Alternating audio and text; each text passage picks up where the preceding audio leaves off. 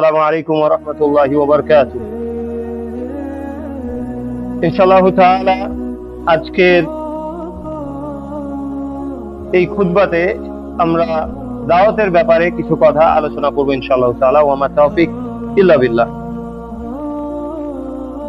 যত নবী রাসূলরা এসেছেন, আল্লাহ তাআলা যে 1,24,000 নবী রাসূলদেরকে যে পাঠিয়েছেন, তাদের যে মেইন কাজ ছিল, তাদের ব্যাপারে আল্লাহ তাআলা সূরাতুল নাহলে বলছেন যে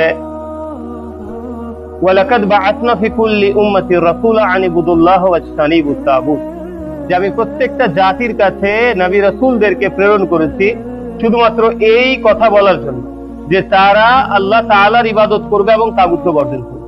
তার মানে বোঝা যাচ্ছে যে আল্লাহ তাআলা এই আয়াতে বলছেন যে প্রত্যেকটা জাতির কাছে। এবারে অধিকাংশ জাতির ঘটনা আমরা জানি না।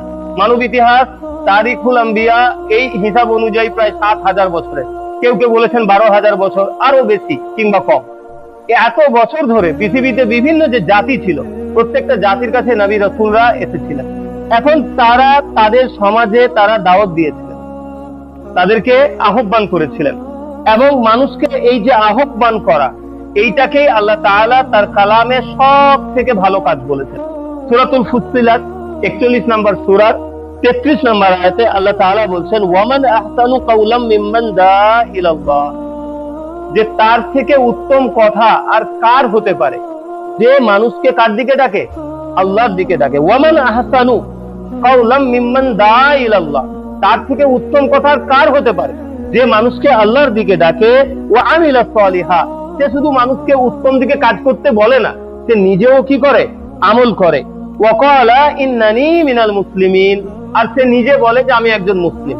তার মানে সে দায়ী, সে বিশাল পণ্ডিত, সে বিশাল ভালো, সে বিশাল পরেজগার, সে জান্নাতি, এরকম বলে না। সে বলে ভাই আমিও তোমাদের মতো একজন মুসলিম, আমিও ঈমান এনেছি, তোমরাও ঈমান নিয়েছো, আমিও ভালো কাজ করছি, তোমরাও ভালো কাজ করো। মোদ্দা কথা হচ্ছে ভাইরা আমার, এই যে দাওয়াতের বিষয়টা, নিজে করা, নিজে জানা এবং নিজে বোঝার পরে আমল করার পরে এটা মানুষকে আহ্বান করা সেই সঠিক বিষয়ের দিকে, এটা আল্লাহ তাআলার কাছে সব থেকে পছন্দ। এবং আল্লাহ তাআলা বলছেন যে এর থেকে উত্তম কথা কিছু হতে পারে না।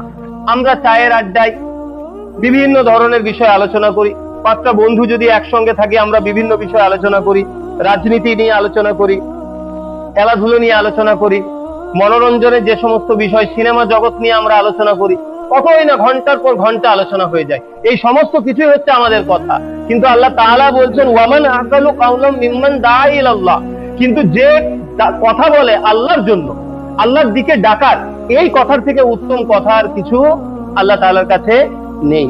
এখন এই যে মনে করেন মানুষকে আল্লাহর দিকে ডাকা হবে, ডাকবে, যারা ডাকে, দাঈ ইয়াদউ কথার অর্থ হচ্ছে আহ্বান করা, সেখান থেকে দাঈ শব্দটা এসেছে, দাঈন ফাইল ওজনে এসছে, যে এরা হচ্ছে দুয়ার, মানে করে, যে দাওয়াত দেয় তাদেরকে কি বলা হয়? দাঈ।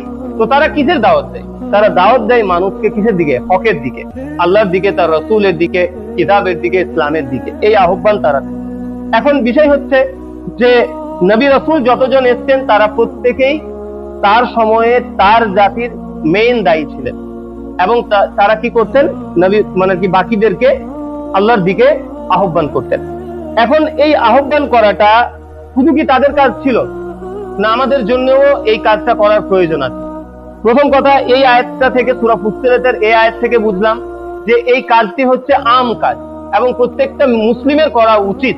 কারণ আল্লাহ তাআলা বলছেন যে ওয়া ক্বালা ইন্নানি মিনাল মুসলিমিন, এবং সে বলে আমি একজন শুধুমাত্র কি?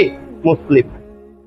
এরপরে আরেকটি আমরা সূরা জানি, সূরাতুল আসর, এটা আমাদের প্রায় প্রত্যেকেরই মুখস্থ আছে। ওয়াল আসর ইন্নাল ইনসানা লাফি খুসর ইল্লাল্লাযিনা আমানু ওয়া আমিলুস সালিহাতি ওয়া তাওয়াসাউ বিল হাক্কি ওয়া তাওয়াসাউ বিস সাবর। এখানে আল্লাহ তাআলা বলছেন যে সময়ের কসম, সমস্ত মানুষ ক্ষতিগ্রস্ত। 4টি গুণ বিশিষ্ট মানুষরা ছাড়া যত মানুষ আছে, ইনসান শব্দটা এসেছে, তাই না? সমস্ত মানুষ ক্ষতিগ্রস্তের মধ্যে, যাদের মধ্যে এই 4টি গুণ আছে। ইল্লাল্লাযিনা আমানু, যারা কি নিয়ে এসেছে? ঈমান এনেছে। ওয়া আমিলুস সালিহাত, এবং যারা আমলে সলে করেছে, ভালো কাজ করেছে। আরেকটা কি? ওয়া তাওয়াসাউ বিল হক ওয়া তাওয়াসাউ বিস সাবর।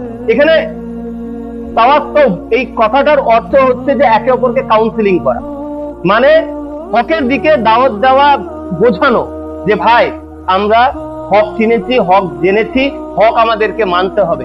হক মানার সময় অনেক ধরনের কষ্ট আছে, সেই কষ্ট কিভাবে আমরা এড়াতে পারি, কিভাবে আমরা একে ওভারকাম করতে পারি, কাটাতে পারি, সেটা নিজে আলোচনা করা, জামাতবদ্ধভাবে থাকা এবং একে অপরকে সবরের তালকিন করা, সবরের জন্য একে অপরকে তালকিন করা, একে অপরকে উপদেশ দেওয়া সবর করার জন্য। তার মানে এখান থেকেও বুঝতে পারছি যে মানুষকে হকের দিকে আহ্বান করা, হকের কাউন্সিলিং দেওয়া, তালকিন করা, এটাও হচ্ছে একটা বাধ্যতামূলক গুণ একটা মুমিনের। যদি সে কি পেতে চায়, পরিত্রাণ পেতে চায়, সে যদি নাজাত পেতে চায়, মুক্তি পেতে চায়, তাহলে তার বাধ্যতামূলক তার মধ্যে একটা গুণ থাকতে হবে যে তাকে মানুষকে আল্লাহর দিকে আহ্বান করতে হবে, হকের দিকে ডাকতে হবে এবং সবর করতে হবে। এখানে হকের সঙ্গে সবরের কথা কেন এসেছে? কারণ হক যখনই আপনি বলবেন, আপনার উপরে কি আসবে? বালা মুসিবত কিছুটা হলেও আসবে, এবং সেক্ষেত্রে আপনাকে কি করতে হবে? সবর করতে হবে। আল্লাহ রাসূল সাল্লাল্লাহু আলাইহি ওয়াসাল্লামের হাদিস রয়েছে যে বাল্লিগু আন্নি ওয়ালা আয়া, যে আমার তরফ থেকে তোমরা একটাও যদি জানো, একটা আয়াত, একটা অংশ যদি জানো, সেটাও তোমরা কি করো? মানুষের কাছে পৌঁছে দাও। হ্যাঁ, আমরা অনেকেই আলেম না, এবং আলেমদের মতো আমাদের যে কাজ, সেই কাজও আমাদের না, কিন্তু সাধারণ যে কাজ, যেটা আমরা জানি, যেটুকু আমরা কোরআন হাদিসের আলোকে জানি, সেটা মানুষকে পৌঁছে দিতে হবে। এইটা ফরমান কার? বাল্লিগু, এটা হচ্ছে কমান্ড, এটা হচ্ছে আমারের সিগা, এটা আল্লাহ রাসূলের নির্দেশ যে তোমরা পৌঁছে দাও। তার মানে আপনি যা জানেন সেটা কি করতে হবে? মানুষের কাছে পৌঁছে দিতে হবে। এবং বিদায় হজের সময় জানেন যে প্রায় 1,20,000-এর মতো সাহাবী সেই বিদায় হজে উপস্থিত ছিলেন। আল্লাহ রাসূল সাল্লাল্লাহু আলাইহি ওয়াসাল্লাম বললেন যে তোমাদের কাছে কি আমি আমার যে দায়িত্ব ছিল, যা আমানত ছিল, তোমাদের কাছে কি পৌঁছে দিয়েছি? তো সমস্ত সাহাবীরা বলেন, ইয়া রাসূলুল্লাহ, অবশ্যই আপনি পৌঁছে দিয়েছেন। আল্লাহ রাসূল সাল্লাল্লাহু আলাইহি ওয়াসাল্লাম বলছেন, হে আল্লাহ আপনি সাক্ষী থাকুন, হে আল্লাহ আপনি সাক্ষী থাকুন, হে আল্লাহ আপনি সাক্ষী থাকুন। এরপর আল্লাহ রাসূল সাল্লাল্লাহু আলাইহি ওয়াসাল্লাম বলছেন যে যারা এখানে উপস্থিত নেই তাদের কাছে এটা পৌঁছে দাও, তাদের কাছে এটা পৌঁছে দাও। তার মানে কি? ইসলাম পৌঁছে দাও। এজন্য আপনারা জানেন যে আল্লাহ রাসূল সাল্লাল্লাহু আলাইহি ওয়াসাল্লাম যখন এই দুনিয়া থেকে চলে যান, ইন্তেকাল করেন, তারপর থেকে সাহাবীরা অধিকাংশ জন তারা মদিনাতে ইন্তেকাল করেনি, তারা বিভিন্ন দুনিয়ার বিভিন্ন প্রান্তে তারা ইন্তেকাল করেছে। 1,20,000 সাহাবীর মধ্যে কয়জন সাহাবীর কবর আপনি জাজিরাতুল আরবে পাবেন? অধিকাংশ সাহাবী কেউ আপনার বিভিন্ন জায়গাতে তারা ইন্তেকাল করেছেন। কিসের জন্য? কারণ তারা সেই মেসেজকে নিয়ে, সেই দাওয়াতকে নিয়ে তারা বেরিয়ে গিয়েছে। তো ভাইরা আমার, আমরা একটা মিশনারি জাতি। আমরা শুধুমাত্র নিজে জানবো এবং আমল করবার, খাবো দাবো, এইটার জন্য আমরা দুনিয়াতে আল্লাহ আমাদেরকে পাঠাননি। আমাদেরকে পাঠিয়েছেন হক জানার জন্য, হক আমল করার জন্য, এবং হকের দিকে মানুষকে কি করার জন্য? আহ্বান করার জন্য। এখন যখন আপনি এই কাজ করবেন, তখন অবধারিত কিছু বিষয় হবে, কিছু ঘটনা আপনার সঙ্গে ঘটবে, এবং এজন্যই আমাদেরকে কোরআন পড়া উচিত। কোরআন পড়লে আপনারা বুঝতে পারবেন যে আল্লাহর সুন্নাহ, আল্লাহর নীতির কোনো পরিবর্তন হয় না। আল্লাহ তাআলা বলছেন, ওয়ালান তাজিদা লিসুন্নাতাল্লাহি তাবদীলা, তোমরা আল্লাহর বিধানে, আল্লাহর নীতির মধ্যে, আল্লাহর সুন্নাহর মধ্যে কোনো পরিবর্তন পাবে না। তো নবী রাসূলরা যখন এই কাজ করেছেন, তারা বাধাপ্রাপ্ত হয়েছেন, তাদেরকে উপহাস করা হয়েছে, তাদেরকে বিভিন্ন নামে ডাকা হয়েছে। কয়েকটি পয়েন্ট ধরে আমি বলি, তাহলে আপনাদের কাছে আরো ক্লিয়ার হবে। প্রথম হচ্ছে উপহাস সহ্য করা। যদি কেউ দাওয়াতের কাজ করতে চায়, মানুষের কাছে হক পৌঁছাতে চায়, তাকে উপহাস সহ্য করতে হবে।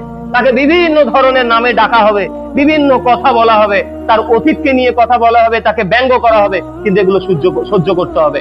নূহ আলাইহিস সালাম 930 বছর দাওয়াত দিয়েছিলেন নিজ জাতিকে। তিনি যখন দাওয়াত দেন, দাওয়াত দিতে দিতে তিনি 930 বছর যখন অতিক্রান্ত হয়ে যায়, যখন আল্লাহ তাআলার তরফ থেকে ফয়সালা হয়ে যায় যে হে নূহ, এরপরে আর তুমি তাদেরকে কোনো কিছু বলবে না, ওরা যা বলছে তুমি সহ্য করো। তো নূহ আলাইহিস সালামকে আল্লাহ তাআলা নির্দেশ দেন যে হে নূহ, তুমি একটা নৌকা বানাও। নূহ আলাইহিস সালাম শুকনো একটা জায়গাতে নৌকা বানাচ্ছেন। তো লোকজন সাইড দিয়ে পেরোচ্ছে আর হাসছে আর ইয়ারকি মেরে বলছে যে হে নূহ, এতদিন তুমি দাওয়াত দিতে দায়ী ছিলে, রাসূল ছিলে, এখন তুমি ছুতর হয়েছো, এখন তুমি নৌকা বানাচ্ছ। আর নূহ আলাইহিস সালাম, চিন্তা করেন, নূহ আলাইহিস সালাম 930 বছর দাওয়াতের পরে তিনি সহ্য করছেন। বিভিন্ন নবী রাসূলকে এই ধরনের কি করা হয়েছে? উপহাস করা হয়েছে। আল্লাহ রাসূল সাল্লাল্লাহু আলাইহি ওয়াসাল্লামকে কি না বলা হয়েছে? আল্লাহ রাসূল সাল্লাল্লাহু আলাইহি ওয়াসাল্লাম যতদিন মক্কাতে ছিলেন, 40 বছর বয়স পর্যন্ত, তিনি যতদিন মানে নবুয়ত প্রাপ্তির আগে পর্যন্ত, আল্লাহ রাসূল সাল্লাল্লাহু আলাইহি ওয়াসাল্লামকে মক্কাবাসীরা বলতো আল আমিন আস-সাদিক, সব থেকে বড় আমানতদার এবং সত্যবাদী। তার মুখ থেকে তারা কখনো মিথ্যা শোনেনি সাল্লাল্লাহু আলাইহি ওয়াসাল্লাম।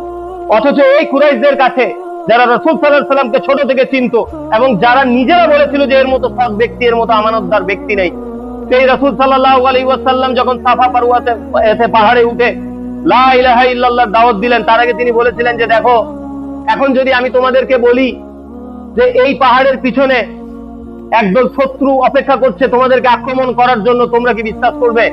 তো তারা বলছে, কেন বিশ্বাস করবো না হে মুহাম্মদ সাল্লাল্লাহু আলাইহি ওয়াসাল্লাম, তোমাকে তো আমরা কখনো মিথ্যা পাইনি তোমার কাছ থেকে, নিশ্চয়ই আমরা বিশ্বাস করব। তখন আল্লাহ রাসূল সাল্লাল্লাহু আলাইহি ওয়াসাল্লাম বলছেন, জেনে রাখো যে তখন তিনি লা ইলাহা ইল্লাল্লাহর দাওয়াত দিলেন। সঙ্গে সঙ্গে আবু জাহেল, আবু লাহাব তারা বলতে লাগলো, ধ্বংস হও তুমি, তুমি এই জন্য আমাদেরকে ডেকেছিলে। এবং তাদের মধ্যে যে লালচ প্রাপ্ত আল্লাহ রাসূল সাল্লাল্লাহু আলাইহি ওয়াসাল্লামের হাত তুলতে গেল। কি বোঝা যাচ্ছে ভাই, যতদিন তাদের মতো থাকবেন, তাদের উপকারে লাগবেন, ততদিন পর্যন্ত আপনি ভালো।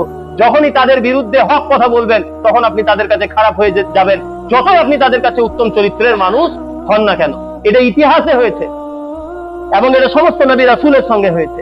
রাসূল সাল্লাল্লাহু আলাইহি ওয়াসাল্লামকে আল আমিন আর সাদিক থেকে তারা এখন বলছে কাহিন, তারা বলছে শায়ের, তারা বলছে কবি, তারা বলছে এ জাদুকর, এ উন্মাদ, এ মজনুন, পাগল হয়ে গিয়েছে। তাই বলছে, কাকে বলা হচ্ছে ভাই? আল্লাহ রাসূল সাল্লাল্লাহু আলাইহি ওয়াসাল্লামকে, রাহমাতুল্লিল আলামিনকে এই কথা শুনতে হয়েছে। তো যারা ভাই এই দাওয়াতের কাজ করে, তাদেরকে এই সমস্ত কিছু সহ্য করতে হবে। দাওয়াতের কাজের প্রথম একটি শর্ত হচ্ছে ভাই, আপনাকে কি করতে হবে? খবর করতে হবে। আল্লাহ সুবহানাহু ওয়া তাআলা সূরা মুজাম্মিলের ৭৭ নম্বর সূরা ১০ নম্বর আয়াতে বলছেন, ওয়াসবির আলা মা ইয়াকুলুন, তারা যা বলে তার উপরে তোমরা কি করো? ধৈর্য ধারণ করো। ওয়াহজুরহুম হাজরান জামিলা, এবং তাদেরকে এড়িয়ে চলো, সুন্দরভাবে তাদেরকে এড়িয়ে চলো। এই প্রত্যেকটা জায়গাতে আমার আপনার জন্য শিক্ষা আছে। তার মানে অনেক কিছু তারা বলবে, কখনো মিথ্যা বলবে, কখনো ম্যাক্সিমাম সময় মিথ্যা বলবে। আর যদি সত্য বলে, তাহলে যা আছে তার সঙ্গে আরো 100 গুণ মিক্স করবে, তারপরে তারা বলবে। এবং এই কথাগুলো এত কষ্টদায়ক যে আপনাকে আপনার সহ্য হবে না। আপনার মনে হবে যে আমি চিল্লাই, আমি তাদের কাছে গিয়ে সত্যি কথাটা বলি। কিন্তু আল্লাহ সুবহানাহু ওয়া তাআলা বলছেন যে ওয়াসবির আলা মা ইয়াকুলুন, তারা যা বলে এর উপরে সবর করো। ওয়াহজুরহুম হাজরান জামিলা, এবং তাদেরকে ছেড়ে দাও, তাদেরকে অ্যাভয়েড করো, উত্তম ভাবে তাদেরকে অ্যাভয়েড করো। বলেন, এগুলো আমার আপনার জীবনে ঘটে যাওয়া ঘটনার সঙ্গে মিলছে কিনা? ইব্রাহিম, সূরাতুল ইব্রাহিমের 12 নম্বর আয়াতে আল্লাহ সুবহানাহু ওয়া তাআলা বলছেন যে ওয়ামা লানা আল্লা নাতাওয়াক্কাল আলাল্লাহ ওয়া কাদ হাদানা সুবুলানা, যে আমরা কেন সেই আল্লাহর উপরে তাওয়াক্কুল রাখবো না, যে আল্লাহ আমাদেরকে হেদায়েতের রাস্তা দিয়েছেন। তার মানে হেদায়েত যখন আপনি পেয়েছেন, প্রথম যেটা আপনাকে করতে হবে, তার উপরে তাওয়াক্কুল করতে হবে। তাওয়াক্কুল মানে কি? ভরসা করা। আল্লাহর উপরে সম্পূর্ণভাবে আপনাকে কি করতে হবে? ভরসা করতে হবে। যেরকম ভাবে মুসা আলাইহিস সালাম ভরসা করেছিলেন লোহিত সাগর পক্ষান্তরে নীল নদের সামনে দাঁড়িয়ে, পেছনে ফিরাউনের শত্রু, সামনে সমুদ্র, এবং সাথে বনী ইসরাইল তারা প্রশ্ন করছে যে হে মুসা, তুমি আমাদেরকে নিয়ে এলে ঠিকই, কিন্তু সামনে পানি আর পেছনে ফিরাউন, এখন আমাদের কি হবে? তো আল্লাহ মুসা আলাইহিস সালাম বলছেন যে আমি আল্লাহর উপরে ভরসা করি, আমার বিশ্বাস আল্লাহ তাআলা আমাকে ছেড়ে দেবেন না। সেই অবস্থাতে আল্লাহ তাদের জন্য রাস্তা বার করে দিয়েছিলেন। তো ভাইরা আমার, আমরা যে কোনো সময় কঠিন পরিস্থিতির সম্মুখীন হতে পারি, কিন্তু আমাদেরকে তাওয়াক্কুল, ভরসা রাখতে হবে কার উপরে? আল্লাহ তাআলার উপরে।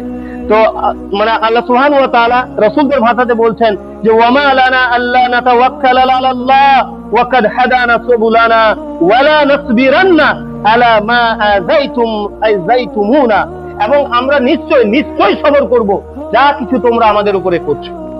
এই যে অপবাদ দিচ্ছ, মিথ্যা রটাচ্ছ, মিথ্যা কথা বলছো, এই সমস্ত কিছুর উপরে আমরা কি করব? খবর করব। এরপরে আসুন সূরাতুল আহকাফের 46 নম্বর সূরা 35 নম্বর আয়াতে আল্লাহ সুবহানাহু ওয়া তাআলা 5 জন শ্রেষ্ঠ রাসূলের কথা বলেছেন। তাদেরকে দেখুন, 5 জন শ্রেষ্ঠ রাসূল আল্লাহ সুবহানাহু ওয়া তাআলা বলছেন, রাসূল সাল্লাল্লাহু আলাইহি সাল্লামকে উপদেশ দিচ্ছেন আল্লাহ সুবহানাহু ওয়া তাআলা, ওয়াসবির কামা সাবারা উলুল আজমি মিনার রাসূল ওয়া লা তাস্তাজিল লাহুম। ওয়াসবির, হে রাসূল আপনি সবর করুন তাদের মতো, কামা সাবারা উলুল আজম, যারা সেই শ্রেষ্ঠ রাসূলদের মতো আপনিও সবর করুন, যেরকম ভাবে তারা সবর করেছিলেন। সেই শ্রেষ্ঠ 5 জন রাসূল কে কে? নূহ আলাইহিস সালাম, ইব্রাহিম আলাইহিস সালাম, মুসা আলাইহিস সালাম, ঈসা আলাইহিস সালাম এবং মুহাম্মদ সাল্লাল্লাহু আলাইহি সাল্লাম। এই 5 জনকে বলা হয় উলুল আজম মিনার রাসূল। রাসূলদের মধ্য থেকে 5 জন শ্রেষ্ঠ রাসূল। এবং আল্লাহ সুবহানাহু ওয়া তাআলা বলছেন ওয়ালা তাস্তাজিল লাহুম, এবং তাদের ব্যাপারে তাড়াহুড়ো করো না। তাদের ব্যাপারে কি করা যাবে না? তাড়াহুড়ো করা যাবে না। আপনি যাদেরকে দাওয়াত দেন তাদের ব্যাপারে তাড়াহুড়ো করবেন না। দুদিন দাওয়াত দেওয়ার পরে বলবেন এদের হৃদয়ে মোহর মেরে দেওয়া হয়েছে, এরা চেঞ্জ হবে না, এসব বলা যাবে না। বা আল্লাহ তাদেরকে ধ্বংস করুক, তারা শেষ হয়ে যাক, এসবও বলা যাবে না। আপনাকে সবর করতে হবে। ওয়ামা আলাইনা ইল্লাল বালাগ, আমাদের উপরে দায়িত্ব শুধুমাত্র কি করা? পৌঁছে দেওয়া। সূরাতুল আহজাবে একটি হাদিস একটি আয়াত রয়েছে, বিখ্যাত আয়াত রাসূল সাল্লাল্লাহু আলাইহি ওয়াসাল্লামের ব্যাপারে। এই যে আমরা এত খবরের কথা বললাম, রাসূল সাল্লাল্লাহু আলাইহি ওয়াসাল্লামের ব্যাপারে আল্লাহ সুবহানাহু ওয়া তাআলা বলেন লাকাদ কানা লাকুম ফি রাসূলিল্লাহি উসওয়াতুন হাসানা, নিশ্চয়ই রাসূল সাল্লাল্লাহু আলাইহি ওয়াসাল্লামের মধ্যে আমাদের জন্য রয়েছে, লাকাদ কানা লাকুম তোমাদের জন্য রয়েছে উসওয়াতুন হাসানা, উত্তম কি? উত্তম নমুনা বা উত্তম তোমাদের জন্য আদর্শ। তাহলে আমাদের জীবনের সর্বোত্তম মডেল, সর্বোত্তম আদর্শকে আল্লাহ রাসূল সাল্লাল্লাহু আলাইহি ওয়াসাল্লাম। এখন মজার বিষয় হচ্ছে যে আপনি রাসূল সাল্লাল্লাহু আলাইহি ওয়াসাল্লামকে ততক্ষণ পর্যন্ত উসওয়াতুন হাসানা, উত্তম আদর্শ হিসেবে নিতে পারবেন না যতক্ষণ না আপনার মধ্যে এই দুটি গুণ থাকে। সেই দুটি আল্লাহ সুবহানাহু ওয়া তাআলা গুণ এই গুণার সূরাতেই বলেছেন। সেটা কি? লিমান কানা ইয়ারজুল্লাহ, যারা আল্লাহকে চায়, যারা আল্লাহর সন্তুষ্টি চায়, আল্লাহর রাজি চায়, আল্লাহর রিদা চায়, যারা তারা ছাড়া ওয়াল ইয়াউমিল আখিরা ওয়া যাকারাল্লাহ কাসীরা, যারা দুটি জিনিস চায় এবং যাদের মধ্যে একটি গুণ আছে। দুটি জিনিস হচ্ছে এই যে তারা চায় যে আল্লাহর কাছে যেতে। তারা চায় কোথায়? আল্লাহর কাছে। তারা আল্লাহর কাছে জানে যে আমাদেরকে আল্লাহর কাছে দাঁড়াতে হবে, আল্লাহর কাছে সমস্ত কথা দাঁড়িয়ে তাকে আমাদের হিসাব দিতে হবে। তাই আল্লাহ, আপনি আমাদের জীবনের মাকসাদ, আপনার কাছে দাঁড়ানো এটাই আমাদের উদ্দেশ্য, আপনার সন্তুষ্টি আমাদের উদ্দেশ্য। আর একটা হচ্ছে আখিরাত। তারা এই দুনিয়াতে যা কিছু করে এর হিসাব তারা এই দুনিয়ার হিসাবে শুধু করে না, এই হিসাবের সঙ্গে তারা যে সমীকরণটা লাগায় সেখানে কোনটা? সেখানে আছে আখিরাত। এই দুনিয়াতে আপনি একটু গাল খাবেন, আপনি যদি এই দুনিয়াতে ভাবেন যে আমার প্রেস্টিজ চলে গেল, তাহলে আপনি দাওয়াতের কাজ করতে পারবেন না। আপনার এই দুনিয়াতে আপনার গায়ে একটা আঁচড়ও পড়া নিয়ে বলা হবে যে আপনাদেরকে বেঁধে মারা হয়েছে, থাকি না? এগুলো আপনাদেরকে কি করতে হবে? সহ্য করতে হবে। এর বিনিময়ে যদি আপনি কোথায় চান? আখিরাতে চান, তাহলে এই রাস্তায় টিকে থাকবেন। আর না তো বলবেন সুবহানাল্লাহ, কাজ করতে গেলাম আর এত বদনাম, না আর যাওয়া যাবে না। পারবেন না। দুটি জিনিস থাকতে হবে, যে না আমি তো আল্লাহকে চাই, আর যা আমার চাই আমার আখিরাতে চাই, এই দুনিয়ার মানুষের আমি তাওয়াক্কা করি না। এইটা যখন আপনার মধ্যে থাকবে তখন আপনি সমস্ত কিছু সহ্য করবেন। আর এইগুলো করতে পারবে তা কারা? ওয়া যাকারাল্লাহ কাসীরা, যারা খুব বেশি বেশি করে আল্লাহকে স্মরণ করে। এইগুলো যাদের মধ্যে থাকবে তারা একমাত্র আল্লাহ রাসূল সাল্লাল্লাহু আলাইহি ওয়াসাল্লামকে নিজের জীবনের মডেল বানাতে হবে। আদারওয়াইজ তারা বলবে যে আমরা আশিকে রাসূল, তারা বলবে আমরা রাসূল সাল্লাল্লাহু আলাইহি ওয়াসাল্লামকে মুহাব্বত করি, তার জন্য জান দিয়ে দিব, সব করে দেব, কিন্তু তাদের জীবনের কিচ্ছু পরিবর্তন তারা রাসূল সাল্লাল্লাহু আলাইহি ওয়াসাল্লামের আদর্শ অনুযায়ী করতে পারবে না। এটা হচ্ছে শর্ত। এখন আপনাদের সঙ্গে কয়েকটি হাদিস বলি যে রাসূল সাল্লাল্লাহু আলাইহি ওয়াসাল্লাম বলছেন আসাদুন নাসি বালা আল আম্বিয়া, মানুষের মধ্যে সব থেকে বেশি যাদের উপরে বালা বিপদ আপদ আছে তারা হচ্ছে কারা? নবী রাসূল। নবী রাসূলদের উপরে সব থেকে বেশি বিপদ আপদ এসেছে। সুম্মাল আমসালু ফাল আমসাল, এবং এরপরে যাদের ঈমান এবং আমলের অবস্থা যেরকম সেরকম আপনি এই দুনিয়াতে পরীক্ষিত হবেন। এই দুনিয়াতে যদি আপনাকে পরীক্ষা না করা হয়, তার মানে বুঝবেন যে আপনার ঈমান এবং আমলের অবস্থা কি নয়, একদম ভালো নয়, কঠিন খারাপ অবস্থা। এই জন্য আপনি এই দুনিয়াতে আল্লাহ আপনাকে কি করছে না? পরীক্ষা করছেন। পরীক্ষা যখনই আপনি পরীক্ষিত হবেন তখন এর অর্থ হচ্ছে যে আপনার মর্যাদা কি হয়েছে? একটু উন্নত হয়েছে। আপনি বলেন যে এই দুনিয়ার বুকে রাসূল সাল্লাল্লাহু আলাইহি ওয়াসাল্লামের থেকে সম্মানিত কেউ ছিলেন? না, থাকবে না আসবে। এখন এই দুনিয়াতে মার খাওয়াটা যদি বেজ্জত হতো তাহলে রাসূল সাল্লাল্লাহু আলাইহি ওয়াসাল্লাম তাইবে মার খেতেন।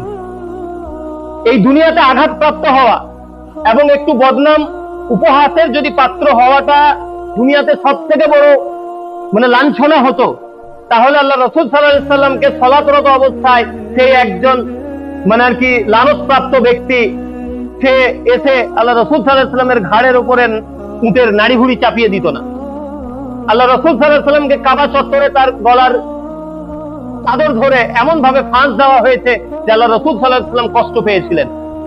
এগুলো হতো না তার সঙ্গে, কারণ তিনি হচ্ছেন রাহমাতুল লিল আলামিন। ওয়াসিলা নামক জান্নাতের একটি অংশ রয়েছে যেটি আল্লাহ তাআলা সৃষ্টির মধ্যে একজনকে দিবেন, এবং আল্লাহ রাসূল সাল্লাল্লাহু আলাইহি ওয়াসাল্লাম বলছেন আমি আশা করি যে এই জায়গাটা আল্লাহ তাআলা আমাকে দিবেন। এবং এই দোয়া করার জন্য শাফাআত, আল্লাহ রাসূল সাল্লাল্লাহু আলাইহি ওয়াসাল্লামের শাফাআত আমাদের ওয়াজিব হয়ে যায়।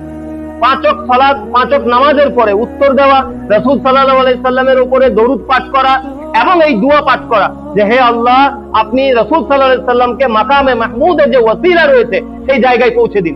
এই দোয়া যারা রেগুলার করে, আল্লাহ রাসূল সাল্লাল্লাহু আলাইহি সাল্লাম বলেন কিয়ামতের মাঠে তার জন্য শাফাআত আমার করা ওয়াজিব হয়ে যায়। বুঝতে পারছেন? সেই সম্মানিত রাসূল যিনি সাইয়্যিদুল মুরসালিন, তিনি যদি এই দুনিয়াতে ক্ষতিগ্রস্ত হয়েছেন, তিনি যদি এই দুনিয়াতে আপেক্ষিকভাবে অপমানিত হয়েছেন, তাকে যদি লাঞ্ছনা করা হয়েছে, তাকে যদি বিভিন্ন নামে ডাকা হয়েছে, তো হে ভাইরা আমার, আমি আপনি কে? যেদিন এই দুনিয়াতে আপনাকে আল্লাহর জন্য মারা হবে, তার রাসূল সাল্লাল্লাহু আলাইহি ওয়াসাল্লামের কথা বলার জন্য কিছু করা হবে, তো আপনি ভাববেন, আল্লাহর কাছে সাজদায় লুটিয়ে পড়বেন যে হে আল্লাহ, আপনি আমার সম্মানকে বৃদ্ধি করেছেন।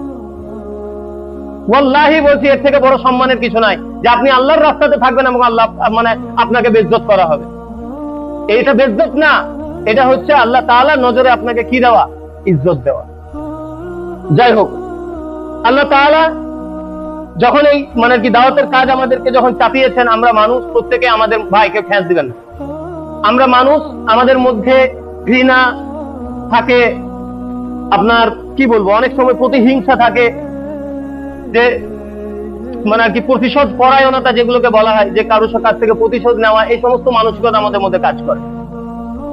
এই কাজ করতে গিয়ে আমাদের যেটা প্রবলেম হয় সেটা হচ্ছে যে আমরা মানুষের সঙ্গে মিশি, আল্লাহর জন্যই প্রথমে মিশি, তাদের কাছ থেকে একটু যদি কষ্ট পেয়ে যায়, তখন আর আমরা তাদের সঙ্গে কি করি না? মিশি না। কুরআন আপনাকে শেখাবে যে প্রত্যেকটা নবী রাসূলকে সেই সময়কার লোকরা কি করেছে।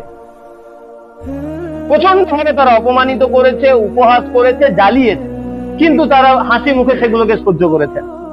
এবং আল্লাহ রাসূল সাল্লাল্লাহু আলাইহি ওয়াসাল্লাম ইবনে মাজার একটি হাদিসে বলছেন যে আল মুমিনুনা আল্লাযীনা ইউখালিতুন নাসা ওয়া ইয়াসবিরু আলা আযাহুম, যে যারা মানুষের সঙ্গে মেশে, ইউখালিতুন নাস, যারা মানুষের সঙ্গে মেশে, ওয়া ইয়াসবিরু, এবং তারা সবর করে, আলা আযাহুম, যা তাদের উপরে আসে, তারা যে খারাপ আচরণ করে, ভুলভাল কথা বলে, এগুলো তারা সহ্য করে, খায়রুম, তারা হচ্ছে উত্তম, মিনাল্লাযীনা লা ইউখালিতুহুম ওয়া লা ইয়াসবিরু আলা আযাহুম, যারা এরকম করে না তাদের থেকে সেই মানুষরা উত্তম। তার মানে কি বুঝছেন? দাওয়াতের যখন কাজ করবেন, আপনি নিজের পাড়াতে, নিজের মহল্লাতে কাজ করবেন, যাদের সঙ্গে আপনি উঠবেন বসবেন, তারা আপনাকে বিভিন্ন ধরনের কথা বলবে। কখনো হয়তো কারোর দ্বারা আপনি বিশ্বাসঘাতকতা পেতে পারেন, কাউকে আপনি ভাই বলে ভালোবাসবেন, সম্মান দিবেন, তার জন্য অর্থ ব্যয় করবেন, তার জন্য মঙ্গল চাইবেন, পরে দেখবেন যে সেই আপনার পেছনে মারাত্মক ধরনের বদনাম করছে। এইগুলো আপনাকে সহ্য করতে হবে, এই কষ্ট আপনাকে সহ্য করতে হবে। কারণ পার্থক্য আল্লাহ রাসূল সাল্লাল্লাহু আলাইহি ওয়াসাল্লাম বলেছেন যে যারা মানুষের কষ্ট পাওয়ার পরেও, মানুষের কাছ থেকে কষ্ট পাওয়ার পরেও তাদের সঙ্গেই মেশে এবং তারা যা আচরণ করে সেটাকে সহ্য করে, তারা উত্তম সেই সমস্ত মানুষের থেকে যারা মানুষের সঙ্গে ভয়ে মেশে না, যে না মিশলেই তো আমাদেরকে ভুলভাল বলবে, কষ্ট দেবে, এবং তারা সবর করে না, এদের থেকে উত্তম। এটা হচ্ছে আমাদের জন্য মোটিভেশন যে আল্লাহ রাসূল সাল্লাল্লাহু আলাইহি ওয়াসাল্লাম তাদের থেকে উত্তম বলেছেন। তার মানে আমরা মানুষের থেকে কষ্ট পাবো, যে ভাইকে ভালোবেসে নিয়ে যাবেন সে আপনার বদনাম করবে, আপনার ব্যাপারে মিথ্যা রটাবে, কিন্তু তাকেই আপনাকে ভালোবাসতে হবে, আপনাকে সহ্য করতে হবে, যদি আল্লাহর কাছে আপনি উত্তম হতে চান।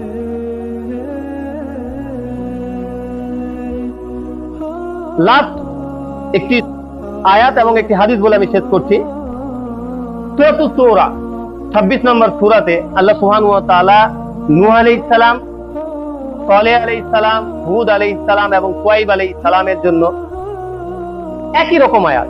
তারা প্রত্যেকেই নিজ নিজ নিজেরা দাওয়াত দিয়েছেন নিজ জাতির কাছে, এবং তারা প্রত্যেকেই এই দাওয়াতের পরে তারা বলতেন যে ওয়ামা আসআলুকুম আলাইহি মিন আজর, আমরা তোমাদের কাছে কি চাই না? কোনো আজর চাই না, কোনো পুরস্কার চাই না। ইন আজরিয়া ইল্লা আলা রাব্বিল আলামিন, আমাদের প্রতিদান শুধুমাত্র কার কাছে? রব্বুল আলামিনের কাছে, যিনি সমস্ত আলম, সমস্ত দুনিয়ার যিনি রব, তার কাছে আমরা জাযা চাই।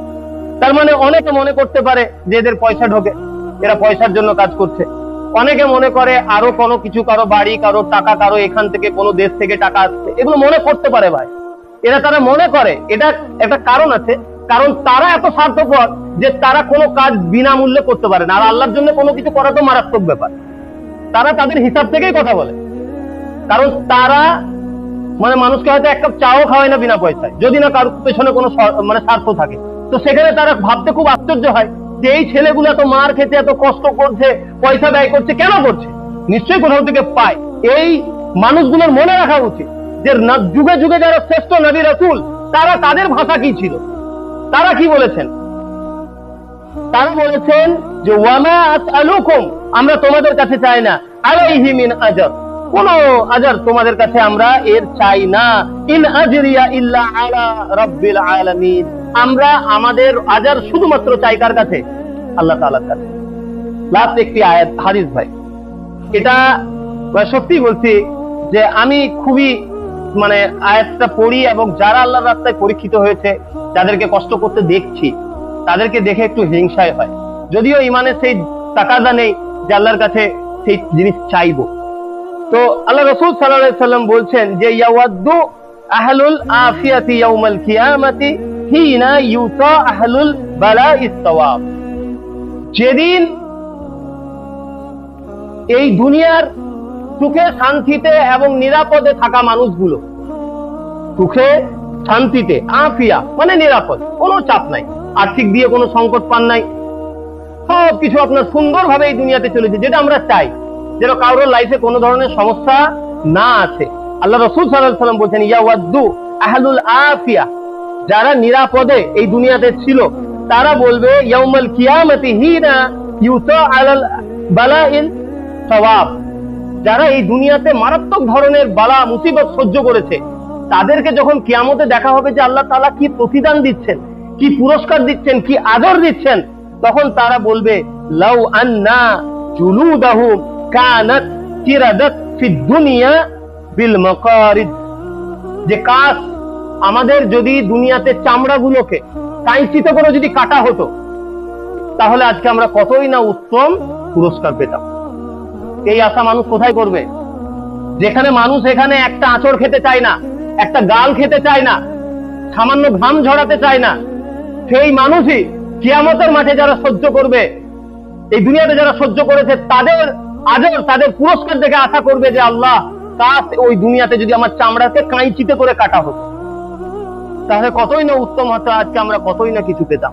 তো ভাইরা আমার, মুমিনদের সমীকরণের একদিকে আছে দুনিয়া, আরেকদিকে আছে কি? আখিরাত।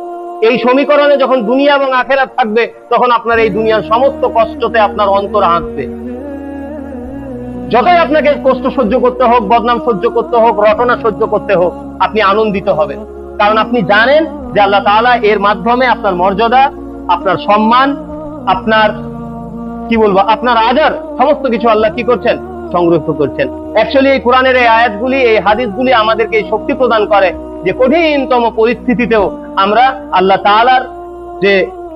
তাআলার যে ময়দান, সেখানে তার যে দাওয়াতি কার্যক্রম, সেই সমস্ত কিছুর বিষয়ের উপরে আমরা সবর করতে পারবো এবং আমরা ইস্তেকামতের সঙ্গে আল্লাহর জমিনে আল্লাহর দাওয়াতের কাজ করতে পারবো। হক যেখানে পৌঁছায়নি সেখানে আমরা পৌঁছে দিতে পারবো। আল্লাহ তাআলা আমাদেরকে এই আমলগুলি করার তৌফিক দান করুন। ওয়া আখিরু দাওয়ানা আলহামদুলিল্লাহি রাব্বিল আলামিন।